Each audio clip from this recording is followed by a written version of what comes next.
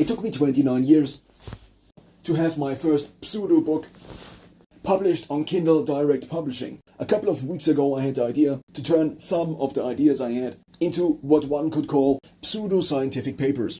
It's kind of a paper, it has the format of a paper, but at least up until now, I don't know if it would make sense to try to publish it, as I would have to invest way more time into citing sources properly. So what I did, instead of writing a scientific paper, I wrote an unscientific paper. It's just a format, it's just a writing style, and I also used ChatGPT to write the paper. I used voice input and described on my desktop what I had in mind for maybe 4 to 15 minutes, which already was quite a little bit of text. But of course the text was quite unpolished. So ChatGPT turned it into a paper which was not as long as I wanted, and also did not include all of the things I wanted, because of the limitations of text output that seem to still exist. While there seems to be a workaround where one tells ChatGPT that we now create a long thing and thus take the previous thing and copy-paste the new thing you generate into the old thing, this also seems to not work consistently, at least not for me. So now I have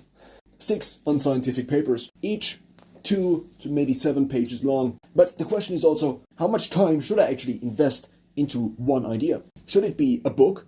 Or should it be just a couple of pages? Or should it be just a tweet? Of course, a tweet has quite a little bit of ambiguity.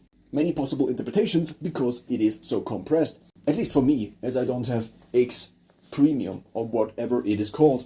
I figured, because now all of these papers had a similar theme, which is that the mind is quite similar to a computer, even though a computer is a very crappy mind, and thus the analogy only reaches so far.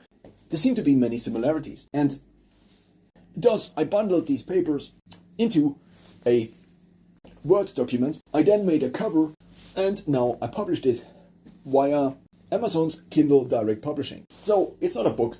I also thought, what is a book?